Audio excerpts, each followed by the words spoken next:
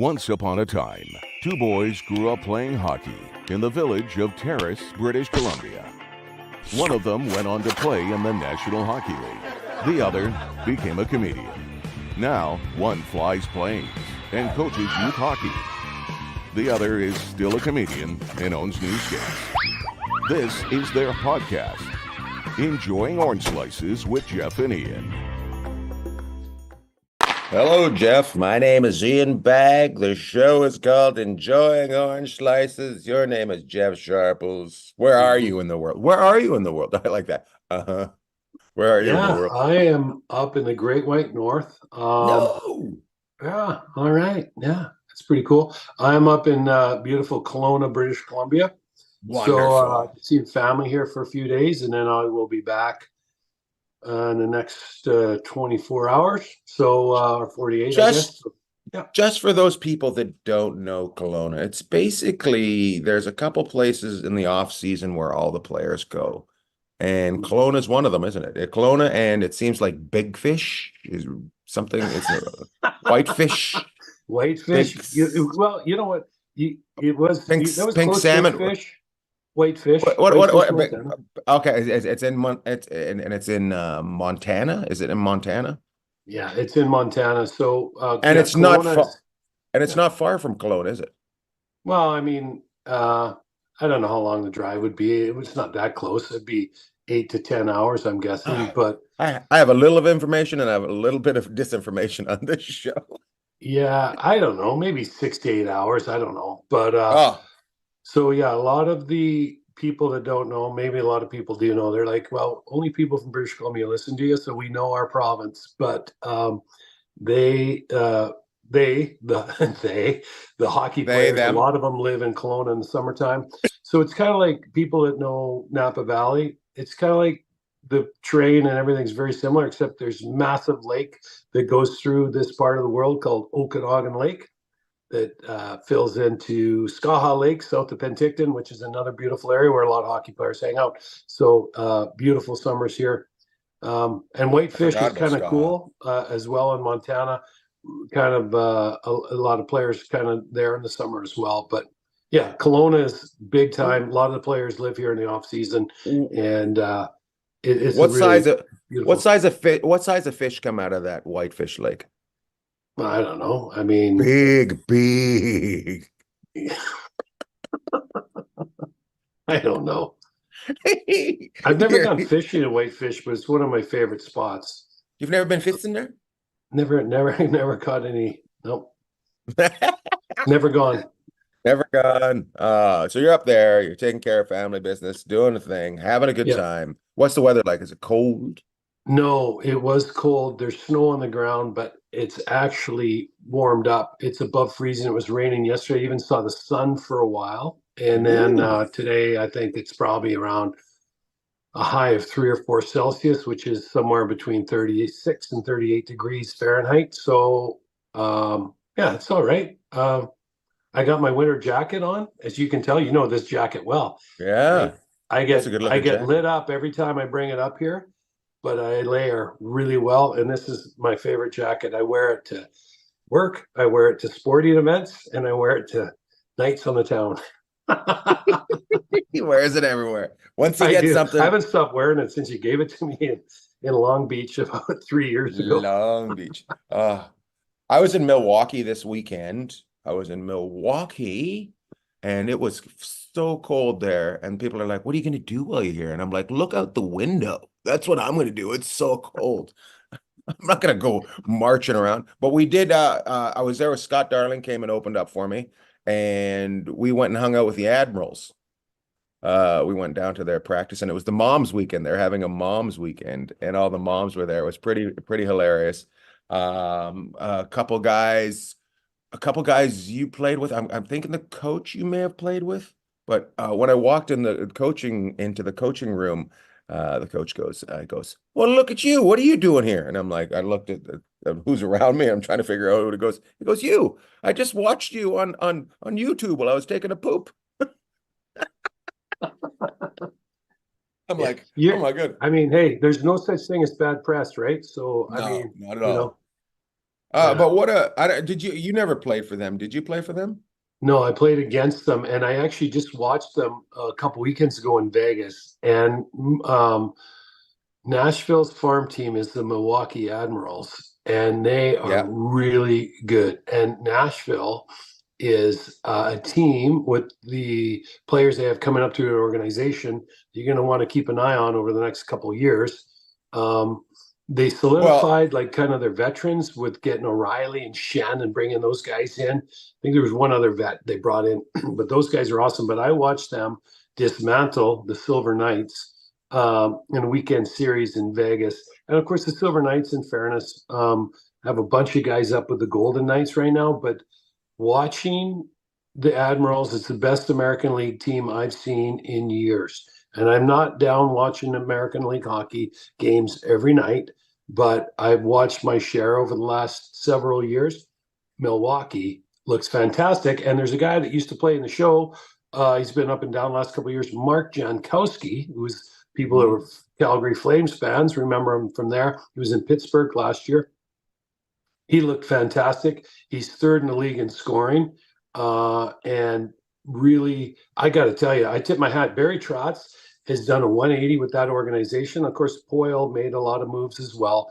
But look out for Nashville. I don't know if they make it in this year, but their future looks great. They play with pace, and they have a really big, fast team in Milwaukee. So I wouldn't be surprised if they don't win the Calder Cup. The Admirals have 8 first-round draft picks on their team. Yeah. 8. Not 3, not 5, 8. How do you get ice time there? You know, because one of the big things that people might or might not realize or might not even care about is first rounders, right? There's people that put their necks out, their jobs are hanging in the balance on first round picks. So when they don't pan out, or you don't find a way to get them in a position to succeed and grow their game, your job's in jeopardy. And so, you have 8 of them, what I saw from Milwaukee. And like I said, if you're a fan of Nashville, which who isn't a fan of Nashville, the city and the team, things are looking really good there. And I don't know if it'll happen. I'm just going to say, I think they could win the Calder Cup, which is exactly what you want. If you're not great and your minor league team's not great, that's a bad combination. Mm-hmm. Nashville's finding its footing. They're competitive. I don't know if they're going to make the wild card or not, but if you're not going to make it, you want your American League team to be really good, because you don't want to be in the middle of the NHL, because that's just kind of mushy, right? You're not going to get a high draft pick. You're not going to make the NHL or the playoffs. So I like Nashville. I'm really pulling for them. I'm gonna tell 2 more stories, and I'm gonna blank on one of the names. One of the names is, so there's a kid that's an assistant coach there, and I say kid, he's a man, he's a grown man, but he's from Fort St. John. So we had a good talk, and he's built like a guy from Fort St. John. You know how they all just look like they just worked on the oil fields at 14 years old? That's exactly what it looks like. And Scott played with him. And Scott goes, you know what's crazy about that? That guy never worked out. He just looked like that. That's what he looked like. I'm like, yeah, that's what the guys from Fort St. John look like. They all look like that. It was crazy. And then one of the, you know how when in the AHL you have a job, but you have 3 other jobs when you work in the office. So one of the TV guys is also, I think, assistant general manager or something like that, right? You know, like assistant something, right? That sounds like the minor leagues, right? Right? But he tells me, he goes, hey, I noticed you grew up in the same town as Wade Flaherty. And I go, yes. He goes, let me tell you the story. So we won the Calder Cup with Wade Flaherty. And I go, yeah. He goes, he was awesome. But his first day in, this guy walks into the dressing room wearing flannel on flannel on flannel. And he's got a cup, and he goes, he's got a cup of coffee, and he's 37 years old. And I walked over and I'm like, sir, this is players only. He goes, I'm Wade Flaherty. He goes, oh, sorry. We're taking Flats down 2 weeks in a row. That's okay. He's first in the league, the first overall in the league, so we can do that. But Flats, that sounds about right. You know what? And he played in Milwaukee, and you know who played in Milwaukee with him? The Pride of Smithers, British Columbia, Dan Ham Hughes. Oh, really? Who came to our hockey school years and years ago. And so, yeah, Flats, when you play as long as Flats did, you get to see all these guys. But let's just say his wardrobe hasn't changed one bit. So, he just showed up like his logging truck's warming up in the parking lot. It's like, don't be afraid to spend some of your meal money on some clothes. Come on, Flats. I love that story. And it goes, he was the most amazing guy ever. I think did he win MVP of that run? Was he like, well, you know what? He could have won that, but one of the things about Flats was he helped, he was in that organization. He helped so many young guys. He helped so many young goaltenders. And of course, now he's helping Brossois and Hellebuck in Winnipeg. But one of the things Flats has always been able to do is relate to anybody around him. And it's a gift he got from his parents, Ray and Joan, who were the absolute best.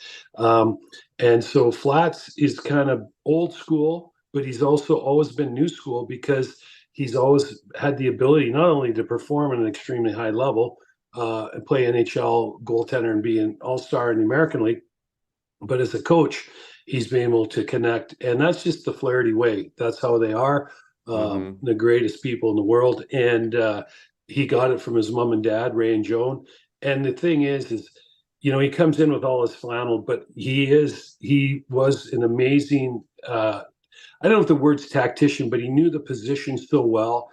And he was a goaltender that was ahead of his time, I think. And that's what's made him such a great coach is he's been able to stay ahead and being able to understand how to get these guys to stop the puck, feel good about themselves, connect, and keep growing their game. So it's funny. He was amazing in Milwaukee, and of course, when we had him on, he had stories from all over. He played in China, he played in the American League, played in the NHL. And Flats played in the Spangler Cup too. Yeah. So we need to get him back on at some point. We're going to get him back on. By the way, it was birthday yesterday. It was his birthday, so I know you're tight. So I hope you wished him a happy birthday. Actually, his birthday was January 11th, and I did wish him a happy birthday, which was yesterday. We record this. We record this on the 12th. You're so good with numbers, And the other thing I like is I got a text last night. And I'm up here watching. So I watched Detroit and Dallas. Dallas just took over that game. Detroit just didn't have enough in the end. They got too far in front of them. The second game I watched was St. Louis and Calgary because those two are fighting, I think, for the last wild card spot. I think there's only going to be I think Edmonton's now back in the conversation. LA, Vegas, Vancouver. In the Central, you've got Colorado, Winnipeg, and Dallas, right? So that leaves you with one spot. So I get a text about halfway through the Calgary game. Are you watching the Edmonton Oilers and the Western Conference juggernaut, Columbus Blue Jackets? That's funny. Who sent you that? Well, who sent you that? Think? Yeah, I know. I got actually two of them. I got one from your old friend, Cam Miller. The Seattle Kraken scout and guy that wears all their gear around, but I had to laugh, so I got two texts asking if merch model. Oh my god! So he's a merch model. They hire him to wear the swag around. Oh, look at that! Was the other one from Randy? Did Randy take me down? I will take. Well, I'm not going to say who the other one was from, but I will take him into it. One of them was from. I will take him into the best basement in the world and give him a thrashing. That was him. I watched the New York Rangers and the juggernaut, the San Jose Sharks. Oh, that was quite the game. The Sharks have taken down the Rangers twice this year. The Rangers came out and spewed oil all over the West Coast. They came out and absolutely dominated Vegas to start the trip. For the first 11 minutes, I didn't think Vegas, it was the longest, I think, in Vegas history. They didn't have a shot in the first period. And that was saying something because when they went to Florida just before Christmas, they were outshot 20-1 in the first period. And so New York looked like a house on fire. And then Vegas kind of got to their game. And you know what? New York just kind of they remind me a little bit of Toronto in their own zone. Not as like, and with Laviolette's been around a long time. He's coached in that division a long time. New York, just 5-on-5, and especially in their own zone. I love the Rangers. Vegas is there Friday night. They're just not as tight in their own zone as you'd like to see a team that you think is a Stanley Cup contender or favorite. Then they go down to LA, have a good game with LA. LA squeaks it out. They beat Anaheim, right? And then they go up to San Jose, and San Jose takes them out. So, you know, when you go 1-3 on that West Coast swing, question for you. Yeah.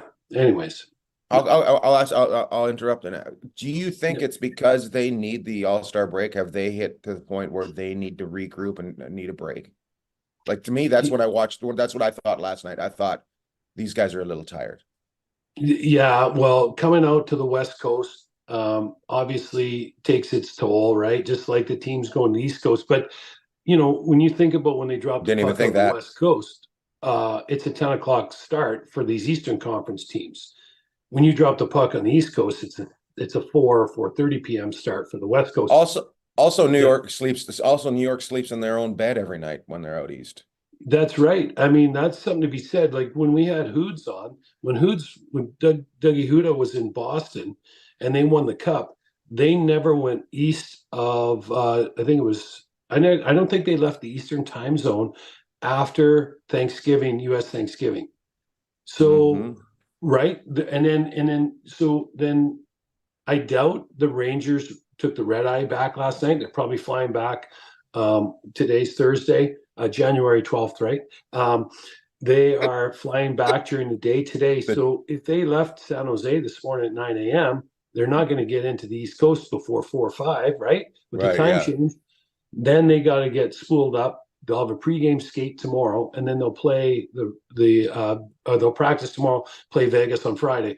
So, I think there's an effect on these teams coming out, and the Rangers. You know, I will say this: they have these high skill guys. They love East to West, okay, and East to West hockey.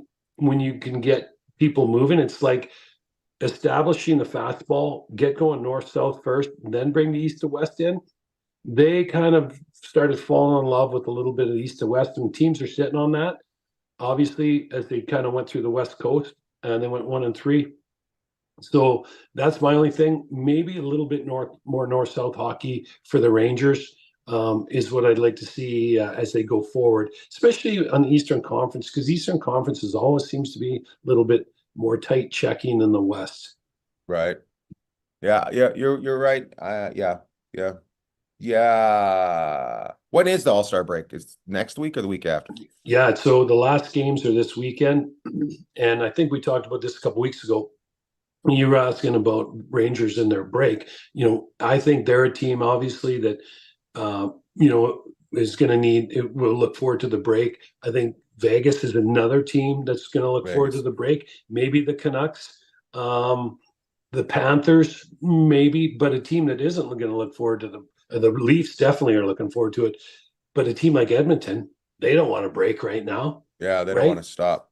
No, they don't want to stop. And another thing isn't it also every team, like the week you get a week before one team, every team either gets a break the week before or the week after the All-Star game too? I think they've kind of meshed that a little bit more, so you don't have a team that hasn't played in 10 days playing against a team that, is just getting ready to go on their break. Like a few years ago, it was kind of mixed up and mishmashed a bit. But I do know that Vegas coming up, because of Mallard told me, and of course, everything he says is the truth. Vegas plays 3 games in the next 20 days after Saturday night in Detroit. And so I would imagine a lot of the other teams are very similar. But a team like Edmonton's 5 games behind Vancouver, 4 or 5 games behind Vancouver and Vegas in games played. So they're going to have to make this up somewhere. And I don't know if they're going to make it up in early February. My guess is they'll make it up in March or April, which will be a lot of 3 and 4 and 4 and 6. Oh, hey, let's talk about. I want to Let's change it talk up. about. Let's Oh, look talk at you about. taking over and tell me what we're going to talk about. I know. It's that whole TV gig. I kind of feel emboldened Ah, now. you're on TV all the time. It's just you just look going to the bank and shaking hands and kissing babies. You go ahead. You can say you want to puke. I'm like, it's such an outdated art form. Yeah, exactly. He's like, I can't believe he's on there. It's awesome. So I love it. What? You being on TV, it's awesome. It's where you should have been a long time ago. I was too busy with this. I was too busy with this.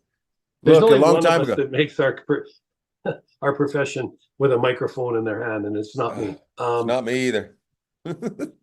Yeah, you're all YouTube now, a big shooter on YouTube. Schnootube. So here's the thing. We talk about growing the game. There's a couple things we want to talk about today. One of them, Salt Lake City. The other one is the Vancouver Canucks, because I brought it up, you didn't. But Vancouver is coming out with these metallic blue helmets. They're not going to wear them tonight. They play St. Louis. Good. But they're going to wear them soon. And I was like, good. I love it. And everybody's so like, good. It's great. And everybody's like, yeah, it looks great. And they asked JT Miller, he goes, I just wear what they tell me to wear. That's so funny. Like, he's always grumpy bear, right?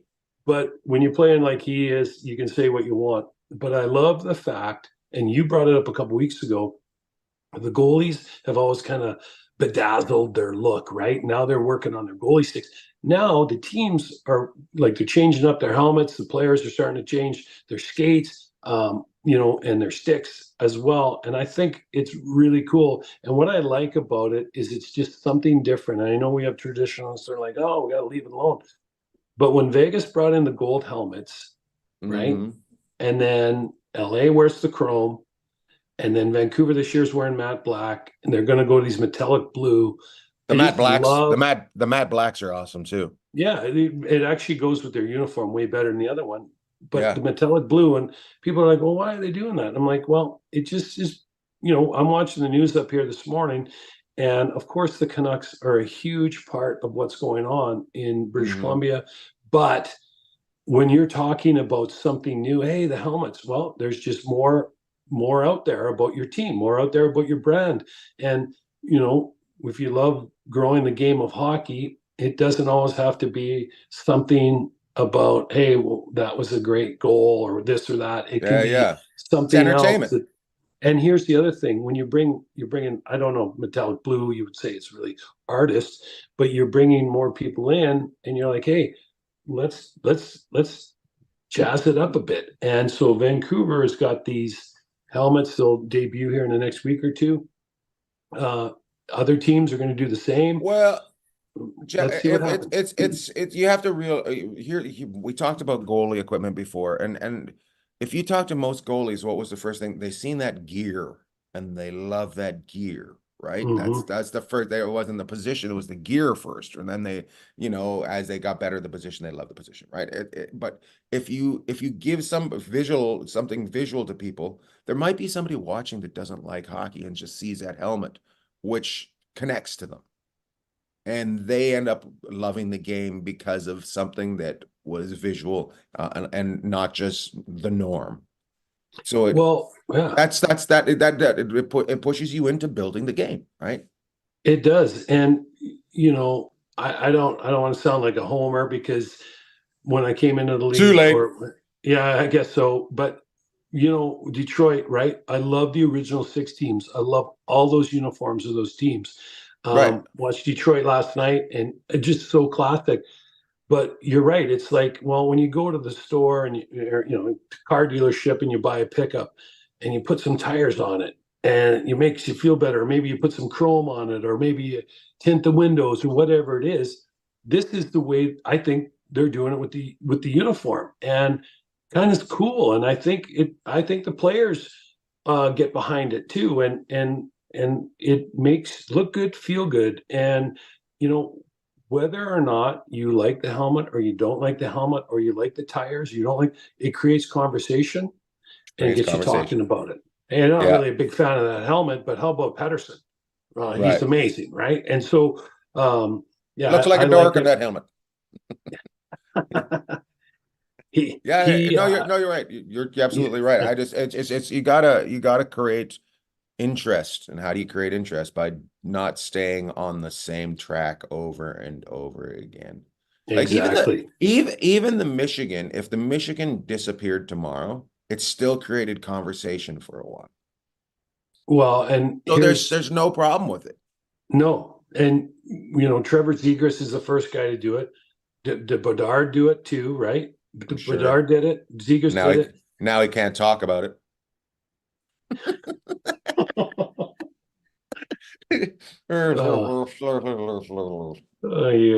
You're so kind. But I can tell you, I watch it every practice. I'm on the ice with the kids that are coming up. They're all trying to do it, and they all screw it up. But I can tell you, the one in the 1,000th time that one of those kids gets to do it and he puts it in the net, they all freak out. Like, it's the greatest thing they've ever seen. So what's the next Michigan? What's the next move that's going to come? I mean, with the between the legs, Matthew Tkachuk does it all the time. Right. These guys don't think nothing. They'll pass the puck between their legs now. Like with the stick between their legs, it's amazing. So I don't know what's next. And it's just another way of having to defend and creating more offense, even if sometimes it doesn't work out. People in the rink know when the guy goes to try and scoop it up with a stick exactly what's coming next, and it creates some buzz, right? So, and all the kids, that's all they want to do. Like if I'll tell you, when we work with them, we'll throw the puck behind the net, right? Because 85% of the game in the NHL is played within 3 feet of the boards, right? So you have to be good on the boards. You have to be able to handle the pucks there in those areas where it's going to be contested. And then grab it behind the net, try and come out and make a play. I guarantee, inevitably, if you throw 10 pucks behind the net, 3 or 4 of them are going to try and do the Michigan. And so I was like, well, you know what?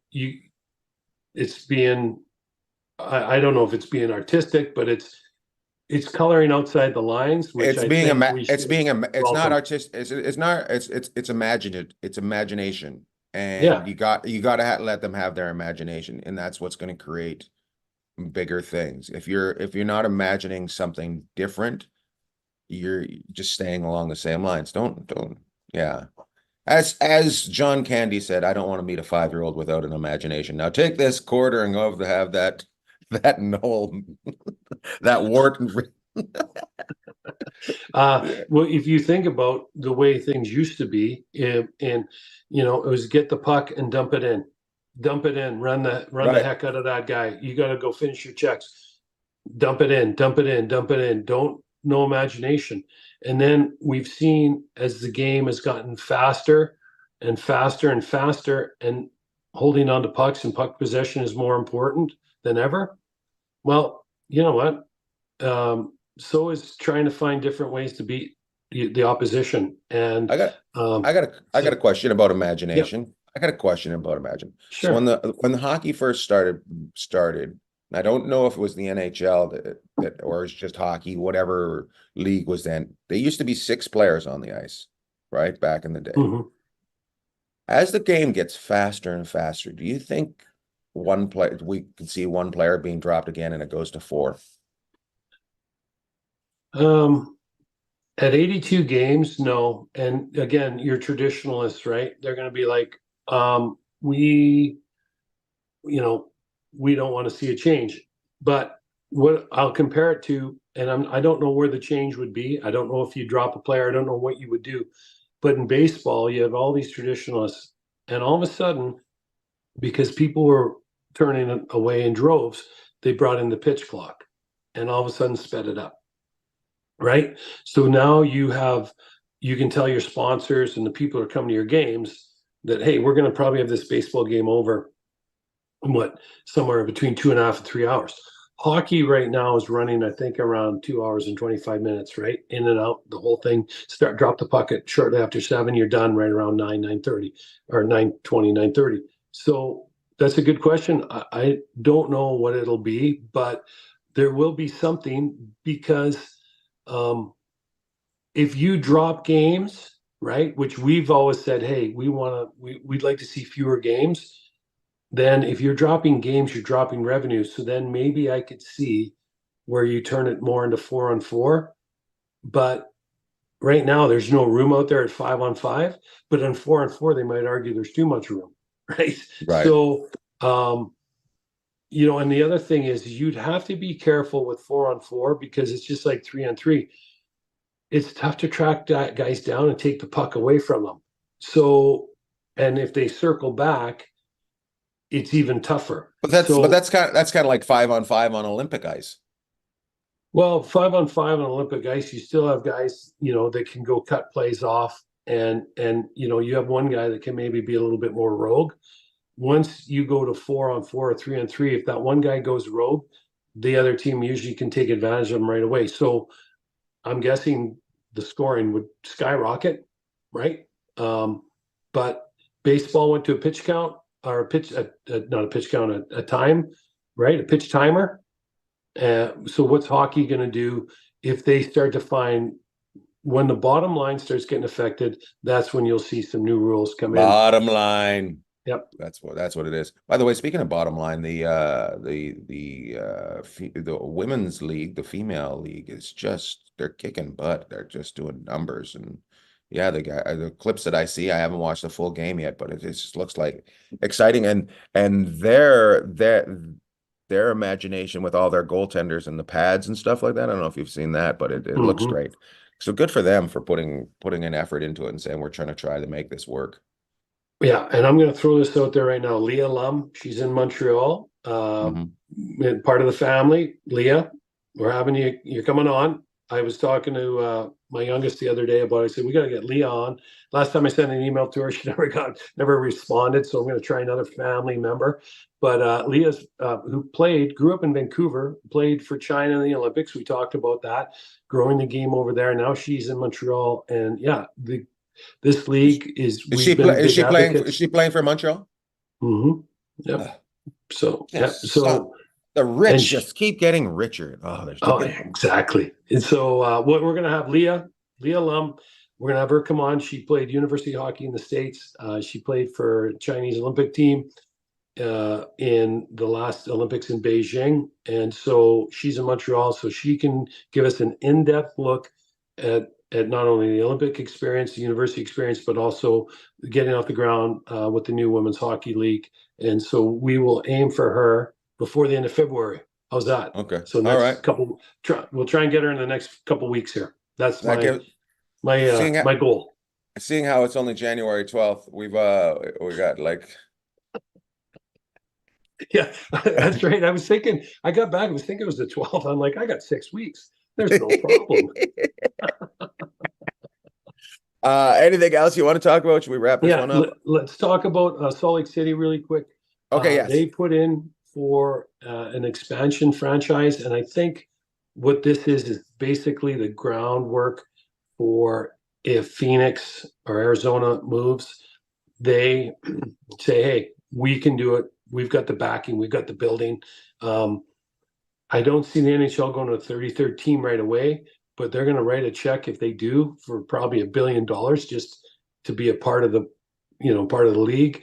But I can see if Arizona can't get this this rink going down there, which the NHL really wants, I think you'll see a move to Salt Lake as a huge possibility. So they're putting it out there that they're looking for a date, and maybe it's somebody else. I don't really know of anybody else that's really in a weak position. I don't think Columbus is in any position to move because I think they just can't seem to get the results they need. But I would think Arizona would be one of the teams that they're kind of courting by saying that. Yes. Hey, I got before we leave, I'm going to say this. What's your schedule like before the end of the season? Do you think we could sneak into Phoenix, go see a game? Oh yeah, we should do a slices from. We got to get. Was it Tyson Nash does the color? We'd love to, or Biz or somebody down there. Go down and get one of those guys that's part of that organization. That'd be a lot of fun.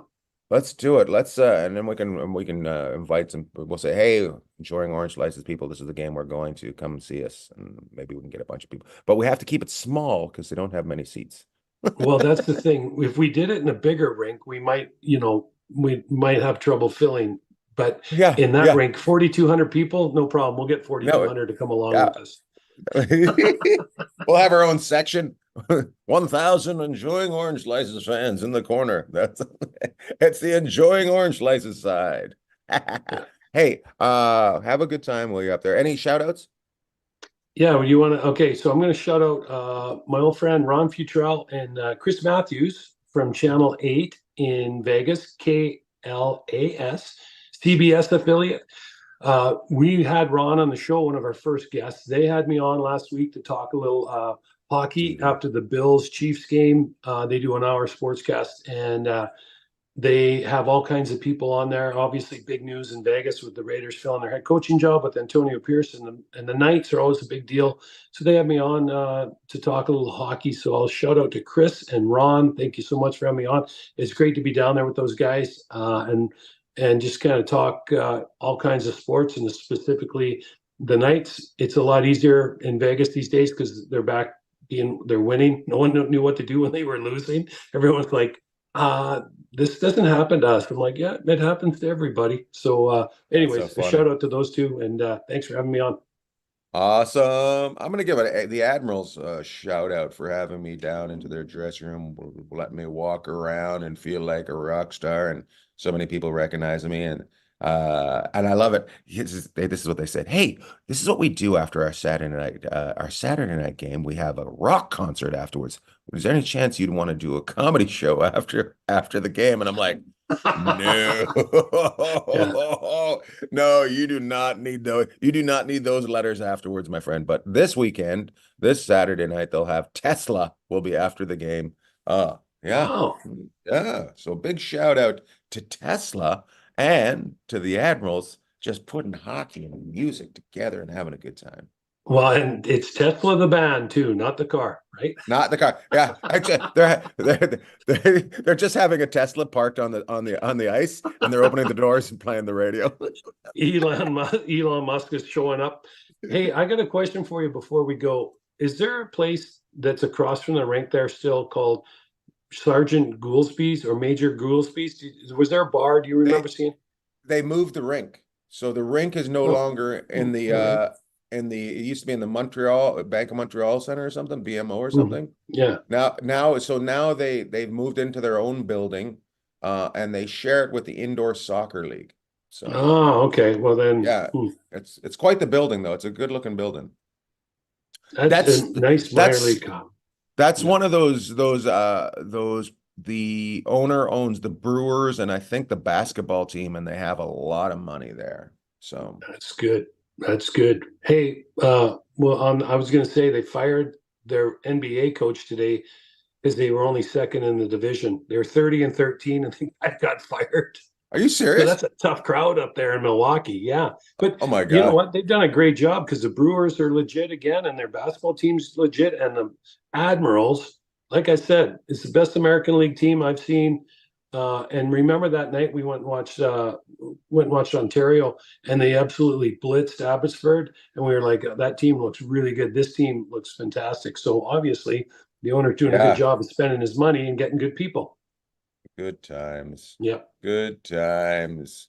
Oh, I love it. I still think there should be relegation. Anyways, loved all. I can't believe you were able to get Milwaukee and Fort St. John in the same show today. That's really impressive. Love to all.